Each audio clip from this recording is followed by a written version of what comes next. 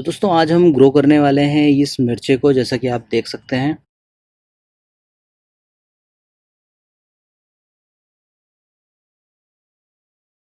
नमस्कार दोस्तों, मैं आपका दोस्त अंकित वाजपेयी एक बार फिर से आपका अपने YouTube channel are green planet पर स्वागत करता हूं। तो दोस्तों आज हम ग्रो करने वाले हैं इस मिर्चे को, जैसा कि आप देख सकते हैं। आज है 3 फरवरी और विंटर सीजन खत्म हो रही है और ये राइट टाइम है कि अगर आप मिर्चे की सीड की सीडलिंग करना चाहते हैं तो ये राइट टाइम है, आप इसकी सीडलिंग कर सकते हैं। बस मई जून के महीने में जब टेम्परेचर आपका 30 डिग्री के ऊपर चला जाता है तो उस टाइम पे आप इसकी सीडलिंग नहीं कर सकते हैं, अदरवाइज ये आपकी सीड जर्मिनेट नहीं होंगे। अगर जर्मिनेट होते हैं तो पौधे छोटे छोटे ही होने के बाद वो खत्म हो जाते हैं, क्योंकि टेम्परेचर बहुत हाई होता है। और दूसरी, आप इसकी सीडलिंग मानसून सीजन में कर सकते हैं, और तीसरी आप इसकी सीडलिंग जब विंटर सीजन स्टार्ट होने लगता है तो अक्टूबर नवंबर के महीने में आप इनकी सीडलिंग कर सकते हैं। तो चलिए अभी हम इससे ही इसकी सीड निकालते हैं और ये फ्रेश सीड से ही हम इनकी सीडलिंग करेंगे।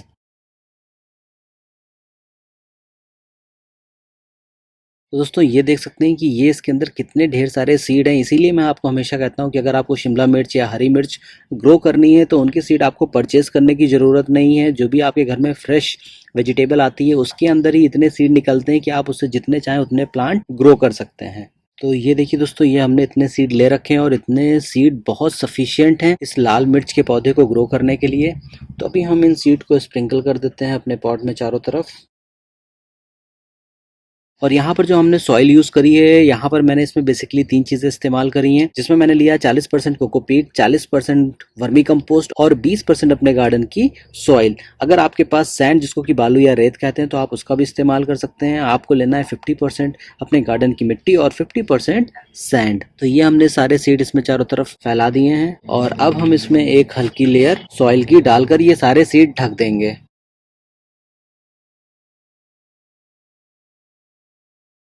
और अब हम इसके ऊपर डाल देंगे थोड़ा सा पानी। तो इस तरीके से दोस्तों हमारा सीडलिंग प्रोसेस हो गया है कंप्लीट। और अब हम इसमें लगा देंगे ये टैग, ताकि हमें याद रहे कि हमने इसकी सीडलिंग कब करी है।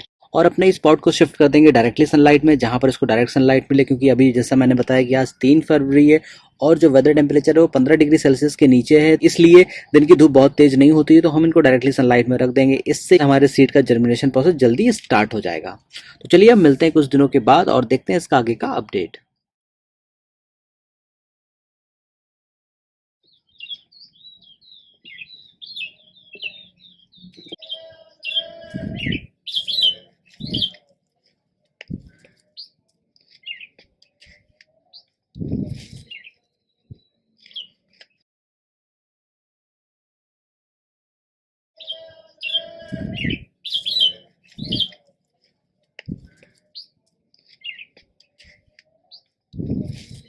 और यहाँ पर आप देख सकते हैं कि मेरे काफ़ी ढेर सारे ये मिर्ची के पौधे ग्रो हो गए हैं। और सबसे अच्छी बात है कि इसके लिए हमको कहीं से भी इनके सीड परचेज नहीं करने पड़े।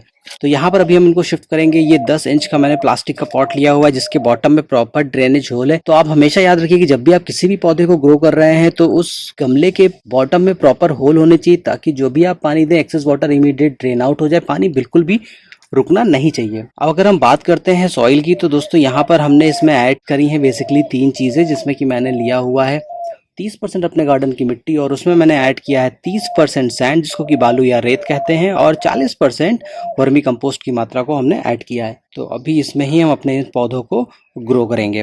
और याद रखिए कि बहुत ज़्यादा पौधे एक पॉट में ना लगाएं। ये 10 इंच का पॉट है तो इसमें एक पौधा सफिशिएंट है।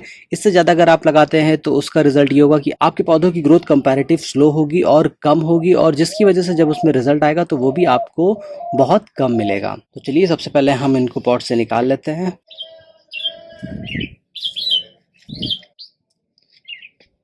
इन रूट्स को साफ करने के लिए हम लेंगे अभी थोड़ा सा पानी और इसमें ही हम अपने ये सारे पौधे डाल देंगे। अगले 5 से 10 मिनट तक आप अपने इन पौधों को इसी तरीके से पानी में पड़े रहने दें। तो दोस्तों अभी 10 मिनट हो गए हैं पूरे, और चलिए देखते हैं कि हमारी ये पौधों की रूट की क्या पोजीशन है। दोस्तों ये सबसे अच्छी ट्रिक है, अगर आप कभी भी ट्राई करके देखेंगे। इसमें हमारे जो भी पौधे होते हैं, जो भी हम ट्रांसप्लांट कर रहे होते हैं, उसकी रूट बहुत कम डैमेज होती हैं और इसकी वजह से उनके लगने के चांस बढ़ जाते हैं। और यहाँ पर आप देख सकते हैं कि मेरे सारे पौधे अलग हो गए हैं। तो हम इसमें लगा देंगे अपना ये पहला पौधा।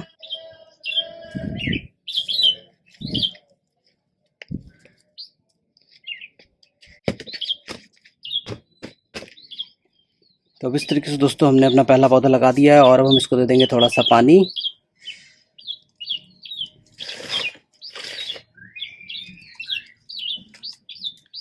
और सेम इसी तरीके से हम एक पौधा अपने इस दूसरे पॉट में भी लगा लेंगे। तो अब इस तरीके से दोस्तों हमारा प्रोसेस हो गया है कंप्लीट, और अभी हम इनको डायरेक्टली सनलाइट में नहीं रखेंगे, रखेंगे पार्शली शेडेड एरिया में, जहां मॉर्निंग और इवनिंग की 1 से 1.5 घंटे की डायरेक्ट सनलाइट आती है और डे टाइम में सनलाइट का रिफ्लेक्शन आता हो। अगर आपके एरिया का वेदर टेम्परेचर 30 डिग्री के ऊपर चला गया है तो आपको इनको रखना है ग्रीन नेट के नीचे, और अगर आपके एरिया का वेदर टेम्परेचर 30 डिग्री के नीचे है तो आप अपने इन पौधों को डायरेक्टली सनलाइट में रख सकते हैं, लेकिन 5 से 7 दिन के बाद। तो चलिए मिलते हैं कुछ दिनों के बाद और देखते हैं इसका आगे का अपडेट।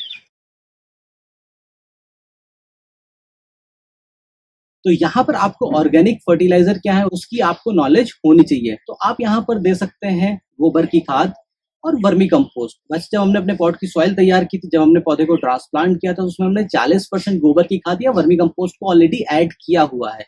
तो यानी कि अब यहाँ पर अगर हम उस फर्टिलाइजर को नहीं यूज करते तो भी कोई भी प्रॉब्लम नहीं होने वाली। इसकी जगह पे हम बाकी और ऑर्गेनिक फर्टिलाइजर है जिनकी हम बात करें, ये है मस्टर्ड केक, जिसको कि सरसों की खली कहते हैं। इसको आप पाउडर के फॉर्म में भी अपने प्लांट को दे सकते हैं, या फिर इसको आप 24 घंटे के लिए पानी में रख दें और जब ये पानी में प्रॉपर तरीके से घुल जाए तो आप उस पानी को भी अपने पौधे को डायरेक्टली दे सकते हैं। इसके बाद आप ये जो बगल में फर्टिलाइजर देख रहे हैं, ये है नीम खली।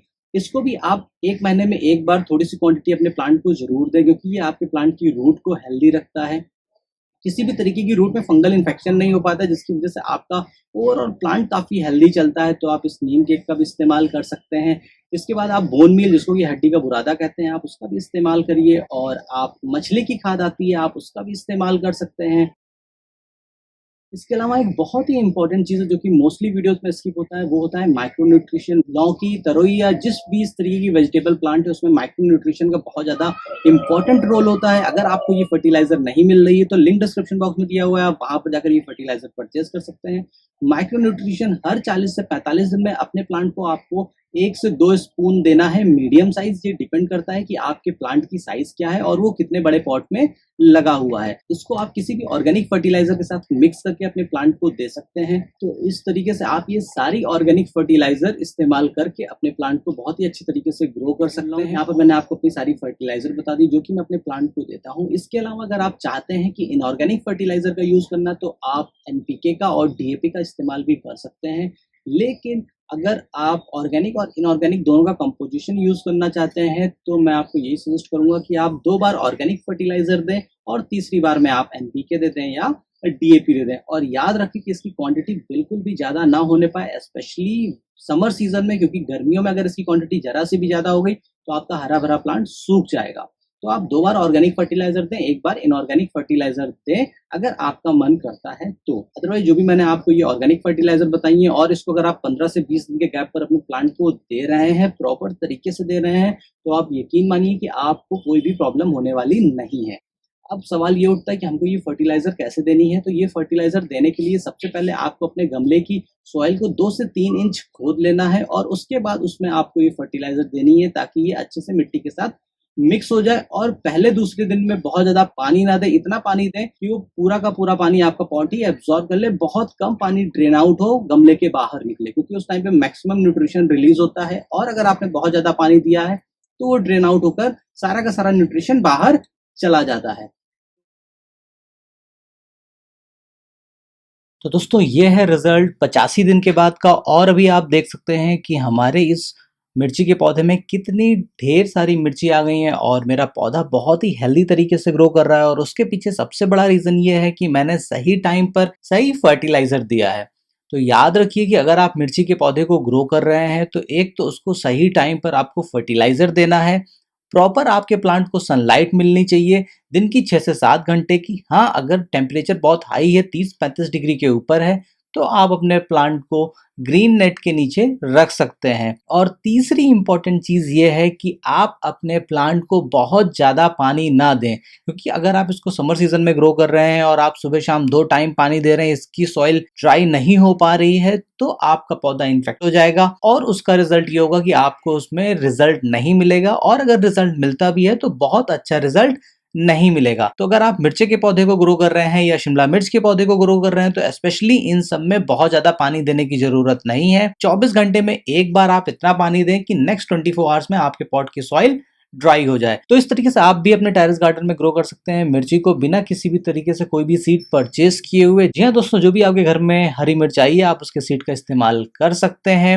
अब एक और इम्पॉर्टेंट चीज है जो कि मैं आपको बताना चाहूंगा, वो ये है कि जब आप अपने प्लांट को बड़े पॉट में शिफ्ट करते हैं तो शिफ्ट करने के 30 से 35 दिन के बाद हर 15 दिन पर आपको फर्टिलाइजर देनी होती है।